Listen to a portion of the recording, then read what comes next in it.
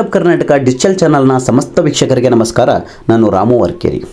ಸಂಡೂರಿನ ಕಾರ್ತಿಕೇಶ್ವರ ಪ್ರಾಥಮಿಕ ಸಹಕಾರ ಕೃಷಿ ಮತ್ತು ಗ್ರಾಮೀಣ ಅಭಿವೃದ್ಧಿ ಬ್ಯಾಂಕಿನ ವಾರ್ಷಿಕ ಸರ್ವ ಸದಸ್ಯರ ಮಹಾಜನ ಸಭೆ ಈಚೆಗೆ ಪಟ್ಟಣದ ತಾಲೂಕು ಪಂಚಾಯಿತಿ ಎಂಐ ಘೋರ್ಪಡೆ ಸಭಾಂಗಣದಲ್ಲಿ ನಡೆಯಿತು. ಬ್ಯಾಂಕಿನ ವ್ಯವಸ್ಥಾಪಕರಾದ ಗೋವರ್ಧನ್ ಅಶೋಕ್ ಬಡಿಗೇರ್ ಅವರು ಸಭೆಯಲ್ಲಿ 2024-25ನೇ ಸಾಲಿನ ಆಡಳಿತ ವರದಿಯನ್ನು ಪ್ರಸ್ತುತಪಡಿಸಿದರು. ಇದೇ ಸಂದರ್ಭದಲ್ಲಿ ಆಗಮಿಸಿದ್ದ ಸರ್ವ ಸದಸ್ಯರಿಗೆ 2025-26ನೇ ಸಾಲಿನ ಕಾರ್ಯಚಟುವಟಿಕೆಗಳ ಮಾಹಿತಿ ನೀಡಲಾಯಿತು. ಬ್ಯಾಂಕಿನ ಖರ್ಚು ವೆಚ್ಚಗಳು, ರೈತರಿಗೆ ನೀಡಲಾಗಿರುವ ಸಾಲ ಸೌಲಭ್ಯ, ಬ್ಯಾಂಕಿನ ಅಭಿವೃದ್ಧಿಗೆ ಕೈಗೊಳ್ಳಬೇಕಾಗಿರುವ ಕ್ರಮಗಳು, ಸದಸ್ಯರುಗಳ ಸಂಖ್ಯೆ ಹೆಚ್ಚಿಸಲು ಇರುವ ಕ್ರಮಗಳ ಬಗ್ಗೆ ಸಭೆಯಲ್ಲಿ ಚರ್ಚೆಗಳು ನಡೆದವು.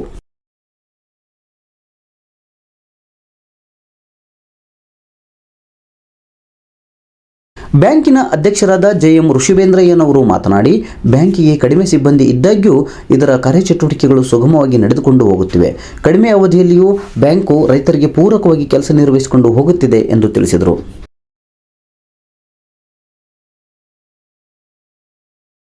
ಸರ್ಕಾರದಿಂದ ಬರ್ತಕ್ಕಂಥ ಏನು ಸಬ್ಸಿಡಿಗಳಾಗಲಿ ಅಥವಾ ಇತರೆ ಸೌಲಭ್ಯಗಳು ಎಲ್ಲರಿಗೂ ಸೇರಬೇಕು ಅಂಬೋದು ಈ ಸಹಕಾರ ತತ್ವದಲ್ಲಿ ನಾವು ಪ್ರತಿಯೊಬ್ಬರು ಅರ್ಜಿ ಹಾಕಿದರೆ ನೀವು ಯಾಕೆ ಅರ್ಜಿ ಕೊಟ್ಟಿರಿ ನಮಗೆ ಅದಕ್ಕೆ ಎಲ್ಲಾದರೂ ಮೆಂಬರ್ಶಿಪ್ ಮಾಡ್ಕೊಳ್ಳೋಕ್ಕೆ ತೊಂದರೆ ಕೊಟ್ಟಿದ್ರೆ ಹೇಳಿ, ನಮ್ಮದು ಎಷ್ಟು ಜನ ನೀವು ಮೆಂಬರ್ ಆಗ್ತೀರ ಅದಕ್ಕೆ ನಾವು ಸಾಗಿಸ್ತೀವಿ. ಮತ್ತು ಎಷ್ಟು ಇವತ್ತು ಈ ಬ್ಯಾಂಕ್ ಹೊಸದಾಗಿತ್ತು, ನಾನು ಕಮಿಷನಲ್ಲೇ ಕಡೆಯಿಂದಲೇ ಈ ಬ್ಯಾಂಕಿನಿಂದ ನಾನು ಸ್ಟೇಟ್ ಲ್ಯಾಂಡ್ ಬ್ಯಾಂಕಿಗೆ ಡೈರೆಕ್ಟರ್ ಆಗಬೇಕಂತೇಳಿ ಕಂಟೆಸ್ಟ್ ಮಾಡಿದೆ. ಅಲ್ಲಿನೂ ನನ್ನ ಸ್ಟೇಟ್ ಲ್ಯಾಂಡ್ ಬ್ಯಾಂಕಿಂಗ್ ಮಾಡಿದ್ರು. ನಾನು ಮ್ಯಾಕ್ಸಿಮಮ್ ಏನು SBI ಬ್ಯಾಂಕ್ನಲ್ಲಿ ದುಡ್ಡು ಕೊಡ್ತಾರೆ ಜನರು ಈಗ ರೈತರಿಗೆ ಅಂತಲಿಕ್ಕೆ ಆ ದುಡ್ಡೆಲ್ಲ ತಂದಾಗ್ತಾ ಇದ್ದೀನಿ, ಆದರೆ ಖರ್ಚಾಗ್ತಾ ಇದೆ. ಇದು ಯಾಕೆ ಕಾರಣ ಅಂದರೆ ನನಗದು ಗೊತ್ತಿದೆ, ಯಾಕಂದರೆ ಇದೇ ತಾಲೂಕಿನಲ್ಲಿ ಇದೇ ಬೆಳೆದಾರಲ್ಲ, ಇಲ್ಲಿ ಏನಾಗಿದೆ ಇಂಡಸ್ಟ್ರಿಯಲ್ ಓರಿಯೆಂಟೆಡ್ ಮೈನಿಂಗ್ ಓರಿಯೆಂಟೆಡ್ ಆಗಿ ಈ ಅಗ್ರಿಕಲ್ಚರ್ ಅಂದರೆ ಒಂದು ಭಾಗ ಈ ಟೋರ್ನೂರ್ಪೇಟ, ಕೆಲವು ಭಾಗ ಸಂಡೂರು, ಆ ಕಡೆ ನಮ್ಮ ತೋಟಗಳು ಆ ಕಡೆ ಇದಕ್ಕೆ ಲೆಕ್ಕದಲ್ಲಿ ಈ ಕಡೆ ಈ ಕೈಗೆ ಈ ಕೈಗೆಲ್ಲ ಇಂಡಸ್ಟ್ರಿ ಆಗುತ್ತೆ. ಆಮೇಲೆ ಈಗ ಏನಾಗಿದೆ SBI ಬ್ಯಾಂಕು ಸ್ವಂತ ಪಡಿಸಿಲ್ಲ, ಮತ್ತು ನಮ್ಮದಂತೂ ಹೊಸ ಬ್ಯಾಂಕ್ ಆಗಿದೆ. ಇನ್ನು ಶೇರ್ನಾಗೆ ನಾವು ಬದುಕ್ತಾ ಇದ್ದೀವಿ. ಲಾಸ್ ಆಗ್ತಿರೋ ಕಾರಣ ಅಂದರೆ ಮಿನಿಮಮ್ ರಿಕ್ವೈರ್ಮೆಂಟ್ ಏನು, ಇಲ್ಲಿ ಬಂದಿರ್ತಕ್ಕಂಥ ಸದಸ್ಯರು ಸೇರಿಕೊಳ್ಳೋದು, ಸಿಟಿ ಕೊಡೋದು, ದುಡ್ಡು ಕೊಡ್ತಕ್ಕಂಥದ್ದು, ಇಷ್ಟಕ್ಕೆ ಇಬ್ಬರು ಸ್ಟಾಫ್ಗಳಿದ್ದೀವಿ. ಒಬ್ಬ ವಿವನ್ ಸಹಿತ ನಾವು ಬಂದಿಲ್ಲ. ಇವತ್ತು ಅಂಥ ಪರಿಸ್ಥಿತಿಯಾಗಿದ್ದೀವಿ. ಆದ ಕಾರಣ ನೀವೇ SBI ಬ್ಯಾಂಕ್ ಅದೀನಿ, ನಾನು ಏನು ಮಾಡಬಲ್ಲ. ಸಬ್ಸಿಡಿ ಸ್ಕೀಮ್ ಅಂತೂ ಸರ್ಕಾರದಲ್ಲಿ ಹೊಸ ಬ್ಯಾಂಕುಗಳಿಗೆ ಮೊದಲು ಸಬ್ಸಿಡಿ ಕೊಡ್ತಿದ್ರು, ಅದನ್ನು ನಿಲ್ಲಿಸ್ಬಿಟ್ಟಿಲ್ಲ. ನಿಮ್ಮ ಕಾರಣದಲ್ಲಿ ನೀವು ನಿಲ್ಲಬೇಕು ಅಂತ. ಈ ಕೋಆಪರೇಟಿವ್ನಲ್ಲಿ ಏನಾಗಿದೆ ಅಂತಂದರೆ ಜನ ನಂಬಿಕೆ ಬರಬೇಕು, ಇನ್ವಾಲ್ವ್ಮೆಂಟ್ ನಾವು ಎಷ್ಟು ಕರಿತೀವಿ, ಬರೀ ಅಂತೀವಿ ನಾವು. ಇಲ್ಲಿ ಯಾವ ಕಾಂಪಿಟೇಷನ್ ಇಲ್ಲ, ಕೆಲಸ ಮಾಡಿದ್ರು ಸಾಕು ಬಂದಿದ್ದೀವಿ, ಯಾರು ಬಂದರೂ ಕೆಲಸಕ್ಕೆ ಜವಾಬ್ದಾರಿ ಕೊಡೋಕ್ಕೆ ತಯಾರಿದ್ದೀವಿ. ಆದರೂ ಅದಾಗ್ತಾ ಇಲ್ಲ. ಬಟ್ ನಮಗೇನಾಗಿದೆ, ಸ್ವಂತ ದುಡ್ಡಿಲ್ಲ, ಇದಕ್ಕೆ ನಾವು ನಬಾರ್ಡ್ನಿಂದ ತರಿಸಿದ್ವಿ. ಆ ಬಡ್ಡಿ ಅಂತ ಅವ್ರಿಗೆ ಭರಿಸ್ಬೇಕು.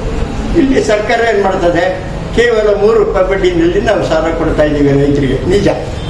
ಬಟ್ ಆ ₹3 ಬಡ್ಡಿ ಈಗ ನಾವು ತಂದಿರ್ತಕ್ಕಂಥ 12 ಡಿಫರೆನ್ಸ್ ಅಮೌಂಟ್ ಏನಿದೆಲ್ಲ ಸಕಾಲಕ್ಕೆ ಬರ್ತಾ ಇಲ್ಲ.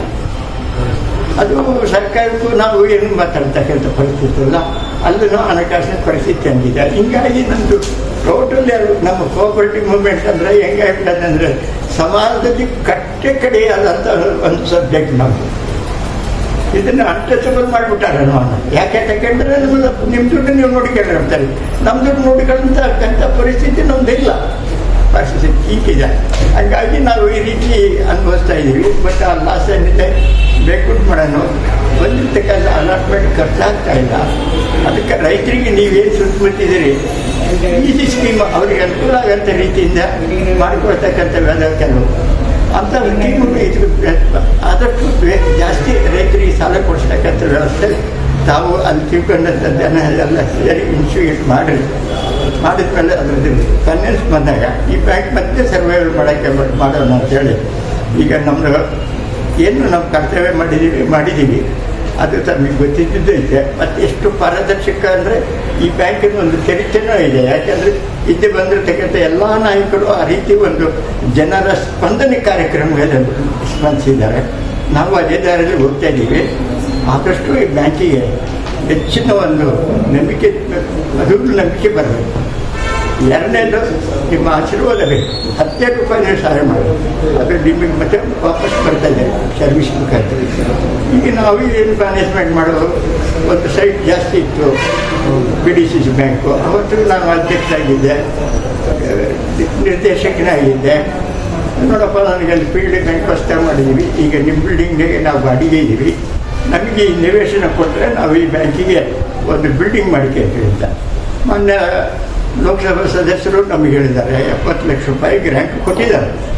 ಈಗ ಅವತ್ತು ಕೆಲಸ ಶುರು ಮಾಡಬೇಕು, ಪದ್ಧತಿ ಪ್ರಕಾರ ಸರ್ಕಾರದ ಒಂದು ಪರ್ಮಿಷನ್ ತಗೊಂಡು ನಾವು ಮಾಡಬೇಕು. ಹೆಂಗೆ ಬೇಕು ಹೆಂಗೆ ಪ್ರೈವೇಟ್ ಪಾರ್ಟಿಯಲ್ಲಿದ್ದು ಕೋಆಪರೇಟಿವ್, ಇದಕ್ಕೆ ಸರ್ಕಾರದ ಒಂದು ಅಪ್ಪಣೆ ತಗೊಂಡು ನಾವು ಕೆಲಸ ಶುರು ಮಾಡಬೇಕು. 15ನೇ ತಾರೀಕು ಮಾಡೋದು ಅಂತ ಹೇಳಿ ನಮ್ಮ ಡೈರೆಕ್ಟ್ರಿಗೆ ಎಲ್ಲ ಆಯ್ತು.